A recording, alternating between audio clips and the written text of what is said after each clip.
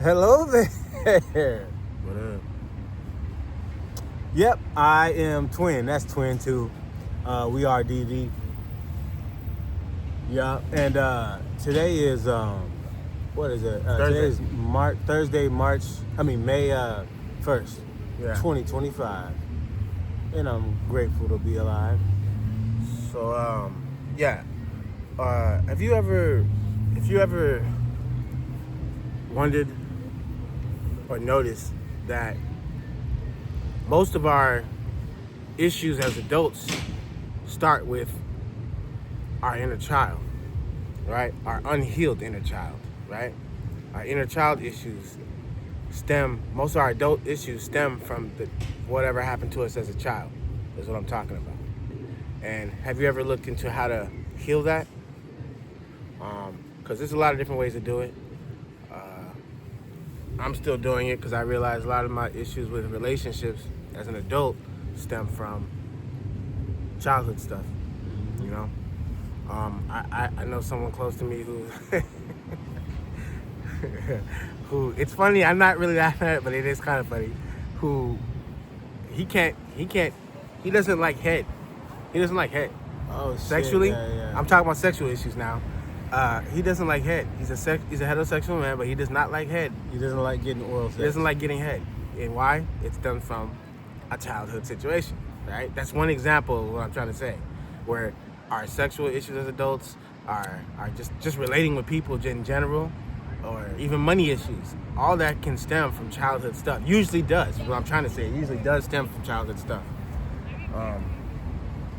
But I think if you want to move past that, you're gonna have to go back a little bit. You know, you're gonna have to go back and observe where this might have come from. You know, and once you can put your thumb on it, once you can put your finger on it, then you can begin to heal that. You know, or even learn to accept. Once you can accept it, 'cause a lot of times people might know it, but they don't accept it. Hey, I know where this comes from. You know, I had some issues with that for a while too, until I finally accepted. All right, I know where this is coming from. You know, my trust issues with women, I know that was coming from childhood stuff I saw as a kid with my father and his relationships with women. You know, from women using them, women treating them disrespectfully. So I learned, you know, really early as a kid that, well, at least from what I'm not saying it's necessarily true, but I'm just saying at that time I came up with the idea and the belief that I can't trust women, can't trust them, you know, especially if it came down to when it came to financial stuff, or when it came down to just being loyal.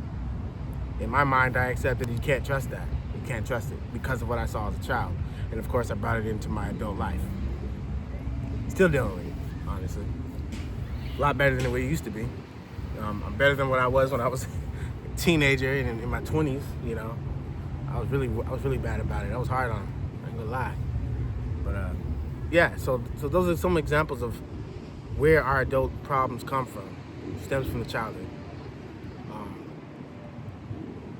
There's a lot of ways to heal it. There's not one way. You know, I think it all depends on the person. You know, what have you done to work on yours? Oh, I've done a lot of. So speaking of which, so first of all, there's another term for that. It's called in the occult world or spiritual world, they call that shadow work. I've done a lot of shadow work. What that basically means is you working on all the fucking hard parts of yourself, the parts that you don't necessarily like, the parts that you're afraid of, that you don't want to confront, the dark parts, man, like the parts that hurt you the most. You know, those are the ones that you run to. Those are the ones that you dig up, you unearth, you know, and deal with. It's hard enough to even fucking go back and dig some of that shit up. Then it's another thing to deal with it. But the beauty in that is after you deal with it, it starts to heal. But you have to fucking acknowledge it first. Most people, believe it or not, a lot of times that trauma and shit that comes from your childhood, a lot of that shit has already been buried so deep subconsciously in your mind that a lot of us ain't even aware of it.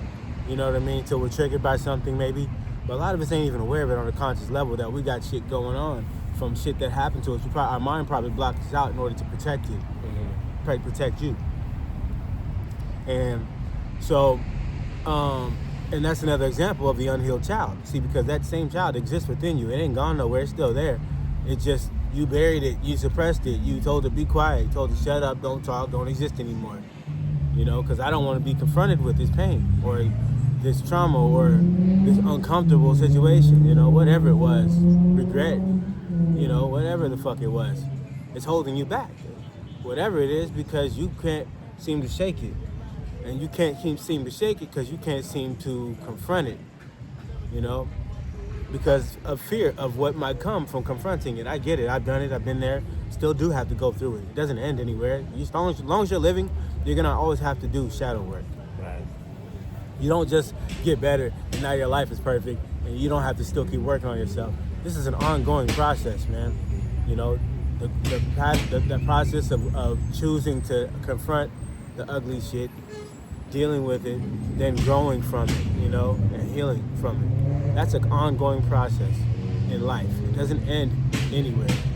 So some people go through the life, just living life, and just bury it down more and more and more. Some people do it with drugs, some people do it with denial, some people do it with delusion, some people do it with sex, some people do it with, you know, gluttony, fucking whatever. They find some other way to block their mind out so they don't have to confront the things that's going on underneath, you know. And that's the reality. It does exist. It's there. It may not be on the surface, but it's under there. And you need to confront it because otherwise it's only going to fester and get worse.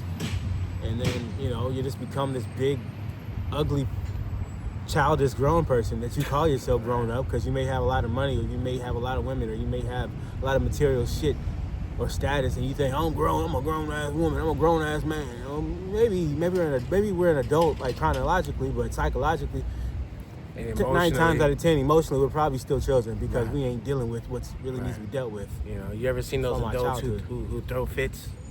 You ever seen a grown man throw an actual fit, a physical fit? Like, he will literally smash things and break things because, you know, because that's how he doesn't know how to express himself. But he hasn't developed enough into the grown man who can actually express himself and his feelings. Which now he just does what he used to do. Exactly, and that's something that should have been checked in his childhood. Yeah, that's something that should have been checked in his childhood. Matter of fact, this is something that for those of you who have children, that's something you should pay attention to too. Especially if you have a young son. If you have a son, because little kids that do that for too long grow up into grown men that do that for too long and then end up in jail and shit. Exactly. Especially these men of color, black men, Hispanic men, even Asian men.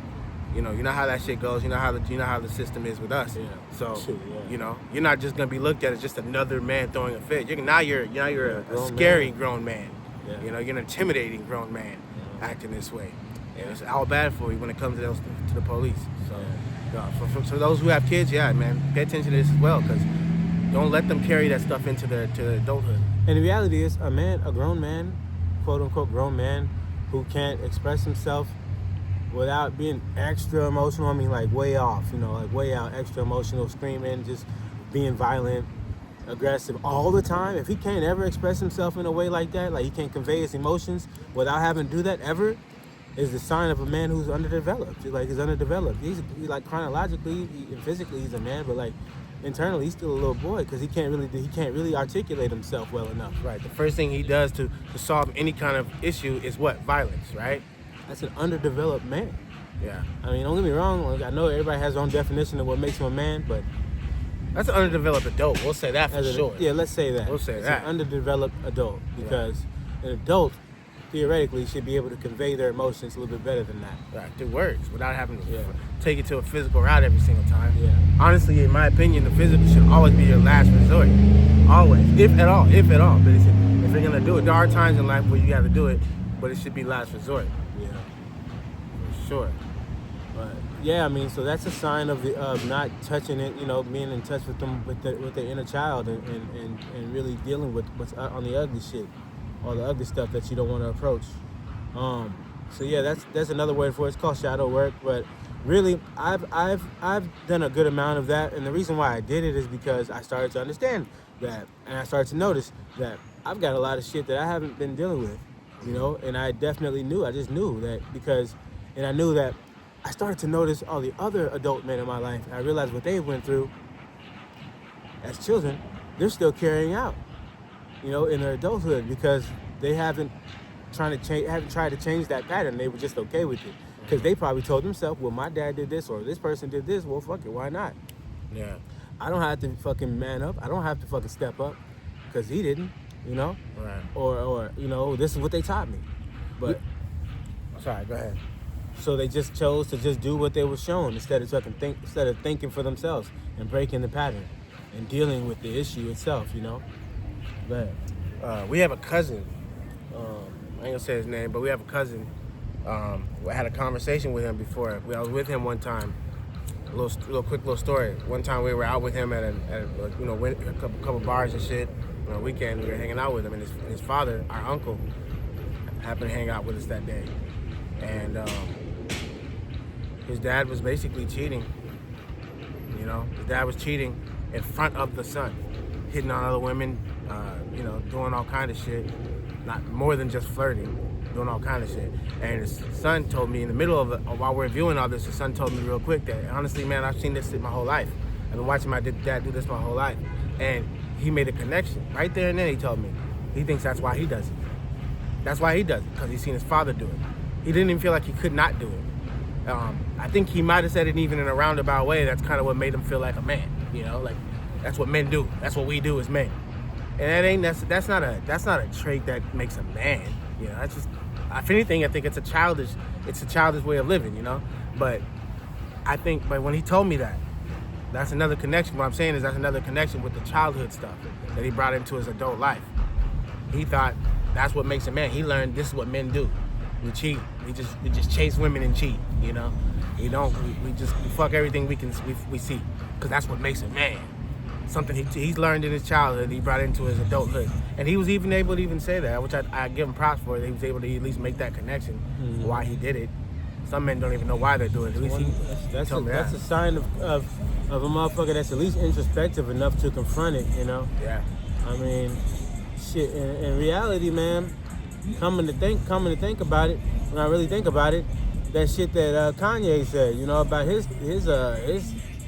I don't even want to say traumatic situation, but I guess whatever happened with him and his family member as a kid, I was like, however that made that man feel, I'm not even gonna speak on it. However it made him think throughout his adulthood, I'm sure there had to be some heavy shit for that nigga to carry. And the idea of him dropping the idea or giving a fuck about the judgment of other people, especially other grown men, for him to confront that couldn't have been hard, couldn't have been easy. But I'm glad he was able to at least deal with the difficult part of it and face it and choose to heal from it. I mean, what else can you ask for a motherfucker, you know? Right. Good for him. That's the best you could do. Because that's right there was a childhood thing. That was a childhood thing that he brought into his adult life. That's some heavy shit. And speaking on that, healing, see how he healed it? By addressing it first, right? Because let's talk about how to heal. We talk about the issues. Let's talk about how do we heal those issues, though. And one of them was right there. Learn from Kanye right there. He used his music. He used his music as a way to heal to that, you know? To acknowledge it and then to tell the rest of the world, you know? This is what he was going through, you know? So really, there's one way right there that he'll heal through it is to just acknowledge it and talk about it, you know?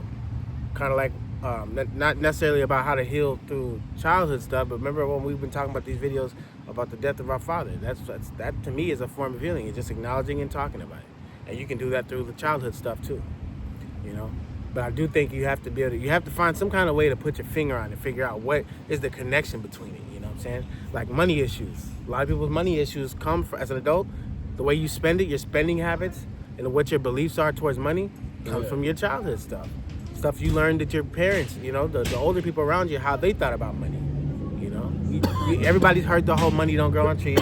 Everybody's heard the whole thing, money is hard to make. Everybody's heard that shit, you know. Not everybody, but all the people who have issues with money, I guarantee you probably heard that before, and even believed it at one point. You know, it even believed it at some point. I did, definitely did. I picked up a lot of fucking shit from my childhood financially, like just the stuff that was taught to me from other adults. I believed it, and I carried that out through my adulthood, and it caused me to have a lot of financial issues that didn't need to happen. Could have been prevented, yeah. Could have been prevented. I remember growing up seeing Dad answering phone calls all the time to fucking debt collectors. Remember that? I thought that was normal. I thought everybody had debt collectors. Everybody's in debt. That's just what you do as an adult. Everybody's in debt.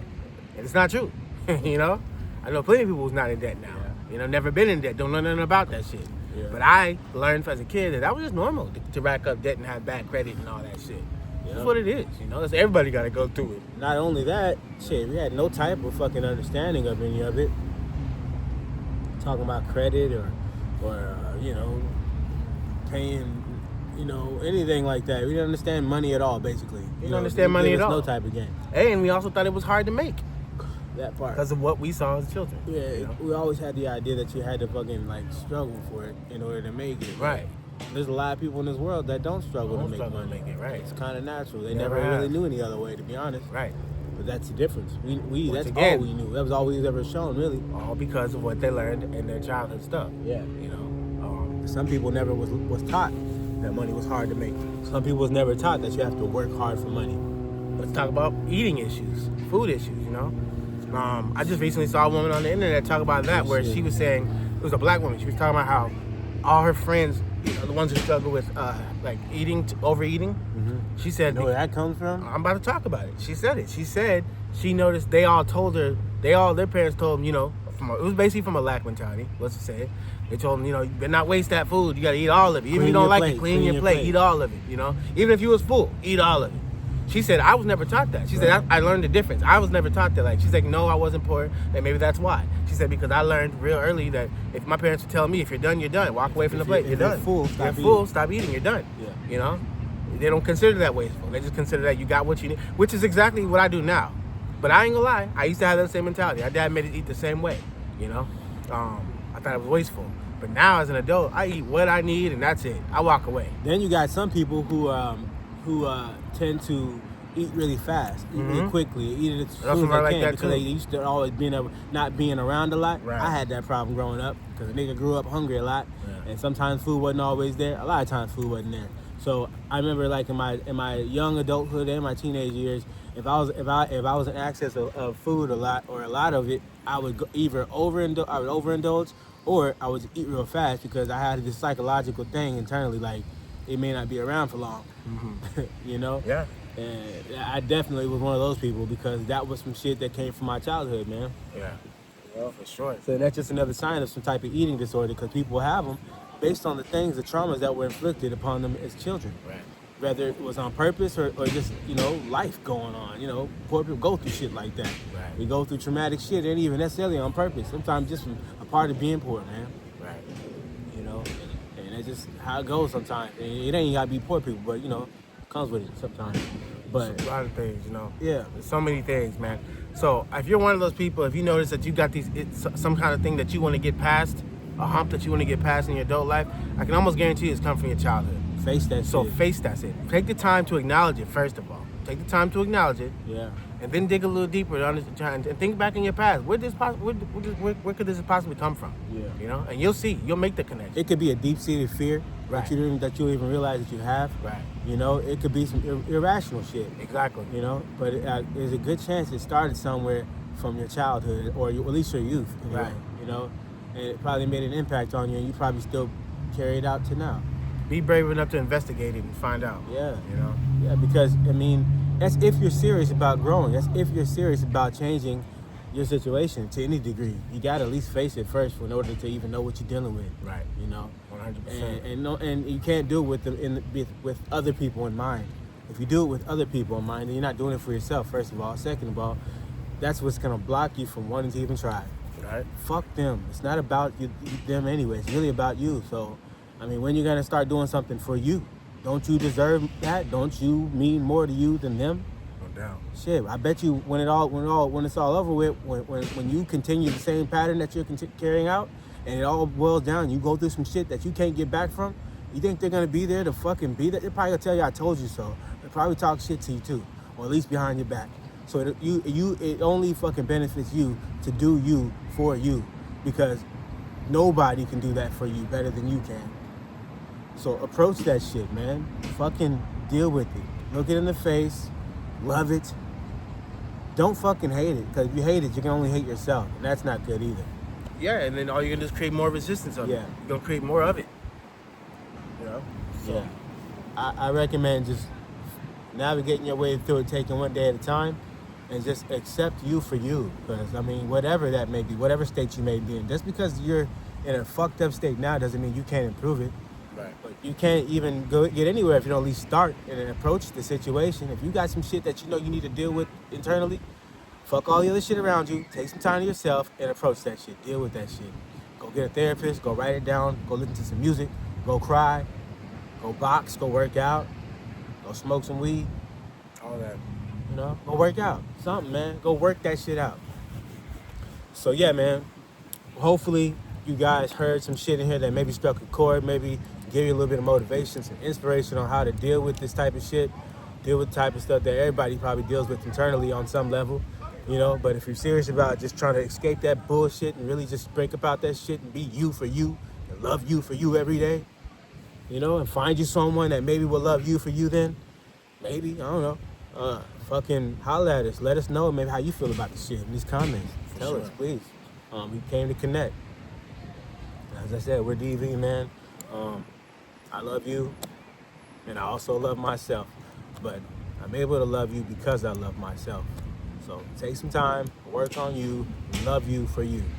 Love yourself for yourself. Fuck with you.